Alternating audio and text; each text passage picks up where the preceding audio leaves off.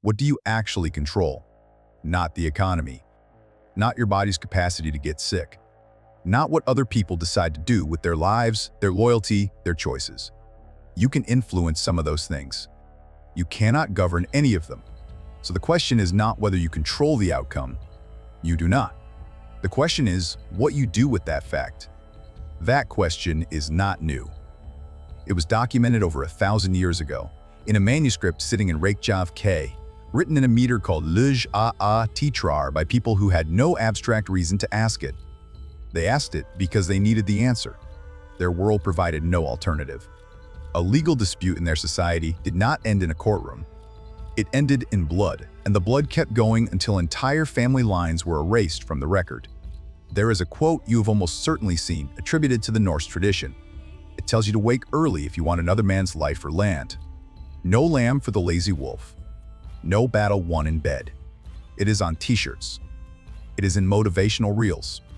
It has the correct aggressive texture of something ancient Norse people would have said. Hávamál stanza 58. The verse that quote claims to paraphrase is actually about waking early to manage your property and your farm workers efficiently. That gap between what the internet claims the Vikings believed and what the verified texts actually contain is not a minor translation error. It is the whole story.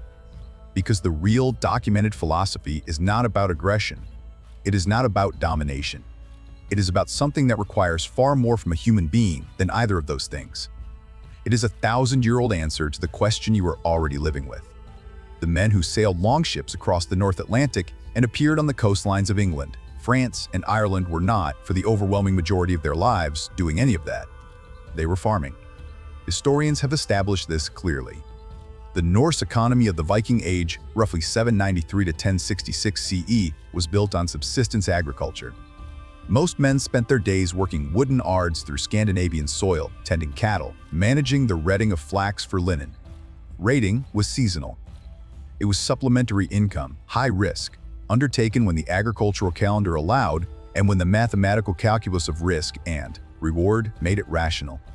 This matters because the philosophy these people built did not come from the elevated perspective of professional soldiers who could afford to be abstract about death.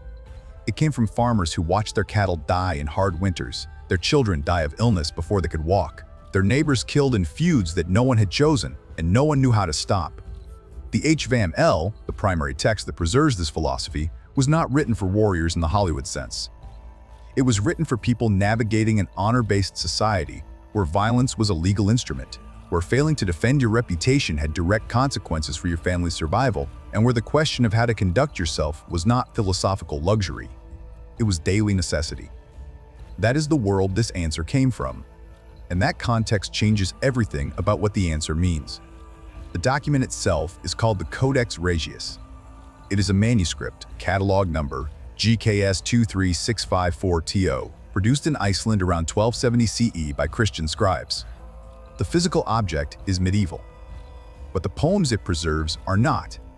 Scholars of Old Norse, analyzing the Li a char meter, a specific traditional verse structure used for wisdom poetry, along with the orthography and the total absence of Christian theological framing in the core gnomic sections, have established that the foundational verses of the Hávamál were composed somewhere between 900 and 1000 CE. The dating is confirmed from an independent source. A skaldic poem called H. Konarm L, composed by the poet Eyvindur Finnsson around 960 CE, incorporates the opening lines of Hávamál stanzas 76 and 77. That means those stanzas were already culturally established, already in circulation by the mid-10th century. The scribe who wrote the Codex Regius down 200 years later was copying something older than the manuscript. What this means practically, when you read the Hávamál, you are reading the documented product of an oral tradition that was alive and functional during the peak of the Viking Age. Not a reconstruction. Not a romantic invention from the 19th century. The text existed. It circulated. People knew it. It was not aspirational literature about what someone wished the Norse had believed. It is what they actually believed. Written down. The most famous warrior tradition in Northern European history produced a philosophy that begins with this instruction. When you enter a hall, any unfamiliar place, stop at the door. Do not move until you have looked at every entrance and every seat. Do not assume safety. Look for your enemies before you look for your friends. Then, stay quiet. The Hávamál is specific about this. An unwise man who finds himself in company believes the safest move is to speak, to establish himself, to take up space. The text documents the opposite. Silence is safest. Silence is best. Observe who is present before they know who you are. And the text continues in this vein. It warns against excessive drinking, against trusting strangers too quickly, against the pride that comes from acquiring wealth or a woman's attention. Stanza 79 specifically documents this. Pride waxes, but wisdom does not, and the man led forward by his waxing pride is led forward in folly. This is the document at the center of Viking philosophy. Not a battle cry. Not a charge. A set of paranoid, careful, survival-oriented instructions for how to be the most dangerous person in a room by being the quietest one in it. And once you see what the text is actually doing, once you register that the most feared maritime culture in European history built its philosophy around silence and restraint and the careful management of threat, a question becomes unavoidable. If aggression was not the source of their courage, what was? The answer requires understanding something about how the Norse viewed the structure of reality itself. At the base of Yggdrasil, the world tree that holds the Norse cosmos together, three beings called the Norns weave the fate of every living thing. Gods. Men. Everything. The Old Norse term for what they weave is RLG, or word. It is not metaphorical. It is not poetic license. In the documented Norse worldview, the length and outcome of your life was a fixed, already determined variable. It had been woven before you were born. The Eddic poem F.F. Nism, L. documents this directly. Struggling against fate is useless. The outcome cannot be altered by the intensity of your struggle or the cleverness of your maneuvering. And here is what makes this framework philosophically exact rather than merely fatalistic. The gods themselves are bound by it. The Velusp, the prophecy of the Cirrus, one of the foundational poems of the Poetic Edda, documents Ragnar K in detail. Odin will be swallowed by the wolf Fenrir. Thor will kill the Midgard serpent and then die from its venom. The Aesir, the entire Norse pantheon, know this. They have known it for as long as they have existed. They fight anyway. This is the structural logic underneath everything else. If the gods cannot alter their doom, if even Odin, with all his wisdom and cunning and his ravens and his scheming, cannot change the day he dies, then human anxiety about altering a predetermined outcome becomes, within this framework, not just pointless. It becomes irrational. The only rational place to direct your energy is somewhere it can actually go. The Hávamál gives that place a name. In the Codex Regius, stanza 76, the text reads, Deir F, Dea for Endar, Deir Skjalfor, Idsama, An or Stay ar Deir Aldradi, Hivame SRG and Getter. Cattle die. Kinsmen die. One dies oneself the same. But reputation never dies for whoever gets himself a good one. The word translated as cattle is F, not wealth in the abstract, not money. Battle. The primary measure of value in a 9th century agrarian economy. The thing a Norse family depended on to survive the winter. The thing that died. The thing that died and left you with nothing if it died in the wrong season. The word translated as reputation is, or est, r. It means word glory. The glory that travels in words. The thing said about you after the physical fact of you has ended. And then stanza 77 tightens it.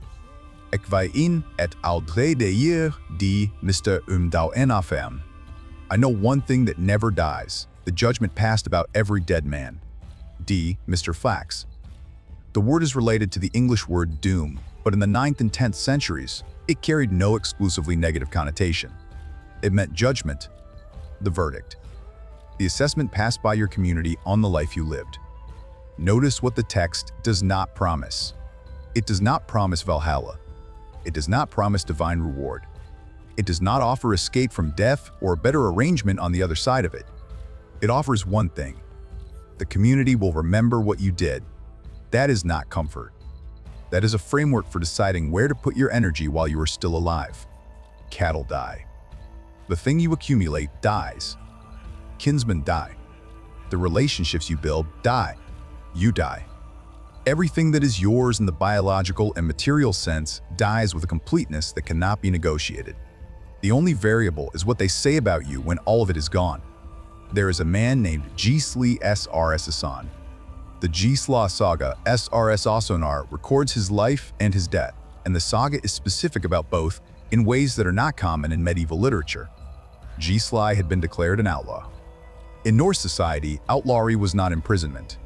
It was legal erasure. An outlaw was a man the law no longer protected. Anyone could kill him without penalty, without consequence, without the blood money payment that normally followed the taking of a life. He became, in the legal vocabulary of the time, a man already dead. He spent years as a fugitive. The saga documents this period in detail. Eventually, his enemies found him at a place called Gír. A man named Ij and a group of assassins cornered him. What followed is recorded in chapter 36 of the saga. Gísli was struck in the abdomen with a spear. The wound was the kind that ends the engagement, the kind that shuts down the body's ability to process what is happening to it. His intestines came out of the wound. The saga records what he did next. He gathered them. He bound them against his body using his tunic and a rope. He continued to fight. The saga notes that his final blow was as strong as his first. Now hold the Hávamál stanzas alongside that image. Cattle die. Kinsmen die. One dies oneself the same. Gísli Súrsson was dying. The biological outcome of that engagement was not in question. It had been decided the moment the spear found him. There was no tactical maneuver that was going to change it. No display of resilience that was going to reverse it. But the judgment passed about a dead man. His final blow was as strong as his first. That is not a movie. That is what the saga records. That is a man who had so thoroughly transferred his investment away from the outcome, which was fixed, and toward his conduct, which was still under his authority, that the collapse of his body did not produce. The collapse of his will to fight with the same force he had always fought with. The Hávamál is the rule. Gísli is what the rule looks like in a body. Modern psychology did not set out to explain the Norse. Terror management theory, developed by psychologists Jeff Greenberg, Sheldon Solomon, and Tom Pishinsky, building on the anthropologist Ernest Becker's 1973 work, arrived at a conclusion that the Codex Regius reached by a different route. The research in this framework, drawn from the studies documented in sections of the academic literature on death anxiety and group identification, confirms this. Human beings, when confronted with the reality of their own death, experience debilitating anxiety that undermines function. The mechanism the mind uses to manage that anxiety is investment in a cultural worldview that offers what researchers call symbolic immortality, the sense that something about the individual will persist beyond the biological organism. The Norse pursuit of Die Mister is a textbook example of this mechanism. By investing entirely in a reputation that would literally outlive the body, by making the judgment of the community the thing that mattered rather than the survival of the physical self, a person effectively neutralized the specific source of battlefield panic. Not through courage as a personality trait, through a structural redirection of what success meant. The research further documents that individuals with strongly internalized cultural worldviews and high self-esteem derived from living up to those worldviews show significantly lower death anxiety and perform better under lethal stress. The Norse did not think in these terms. They genuinely believed the Norns were weaving fate. They genuinely believed the gods were going to die at Ragnar K. They were not running a psychological experiment. They were building a functional tool without knowing what a psychological framework was. The tool worked. The celebrated freedom of the Norse warrior, the independence, the honor, the ability to get on a long ship and go, was not evenly distributed. Norse society was divided into three classes: jarls, who were the nobility; carls, who were the free farmers; and thralls, who were enslaved people. The thralls performed the most grueling labor. They worked the agricultural land. They processed the raw materials. They rowed when required to row. They did not go a Viking. They made it possible for others to go. The philosophy of Die Mister, the pursuit of a reputation through behavioral integrity, was a privilege available to free people. It was built on a foundation of human bondage that warrior wisdom content almost universally omits. Acknowledging this does not reduce the philosophy. It locates it accurately. The men who composed the Hávamál, who sailed the Gokstad-style longships, who participated in the legal assemblies called things, where blood money was negotiated and feuds were formalized. They lived in a brutal, stratified world that subsidized their contemplation of fate. That is the honest context. And the honest context makes the philosophy more interesting, not less. Because it means that what they built was not the product of a leisure class with time to think. It was the product of farmers, sometimes raiders, legal actors in a violent system, who found a way to organize their energy around the only variable they could actually influence. The V-Lusp's account of Ragnar K is precise about the gods' deaths in a way that other mythological traditions typically avoid. Odin does not escape Fenrir. Thor does not survive the venom of the Midgard serpent. The documentation of their deaths is not vague or symbolic. It is specific. The gods know their fate with the same clarity that the Norns know it, and they have always known it. There is no recorded instance in Norse mythology of the gods attempting to avoid Ragnar K by not fighting. They fight. This is not courage in the absence of knowledge about the outcome. It is courage in the full presence of that knowledge. The outcome is known. The end is certain. And they draw their weapons anyway, not because drawing weapons changes the result, but because the result was never the point. The point was always what the fighting itself demonstrates about the character of the one who fights. If even the beings who constructed the cosmos cannot alter their predetermined end, if the highest powers in the Norse universe are bound by the same word that governs a farmer in the Norwegian interior, then the anxiety a human being experiences about trying to control outcomes occupies an interesting position. It is an anxiety the gods themselves do not indulge. You already know your version of this. Not a spear wound at Gear JFSFJ Aryer. Not a wolf at Ragnar K. But you are navigating circumstances you did not design and cannot fully control. Economic conditions, other people's decisions, the unpredictable movement of events that will continue regardless of what you want them to do. And the question you are already living with is not whether those things are beyond your control. You know they are. The question is, what you do with your energy when you accept that fact completely. The Hávamál does not offer a technique. It does not offer a morning routine.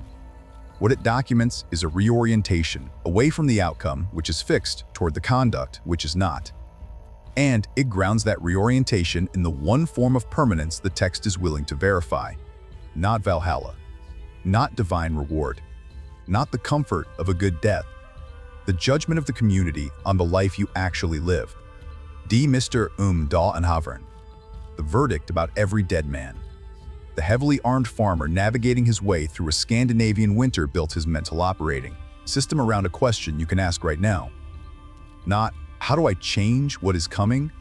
But, what is the quality of my conduct between now and when it arrives? The Codex Regius has been sitting in Reykjavik since 1270. The oral tradition it preserved had already been circulating for 3 centuries before that. The question it answers has not changed. Cattle die. Everything material and biological you are accumulating will end. Kinsmen die. Everyone you love will go, or you will go first. You will die. Gísli Súrsson knew this when he bound his intestines with his shirt. He did not bind them to survive. He bound them because his final blow was not yet thrown. The outcome was already written. The conduct was still his.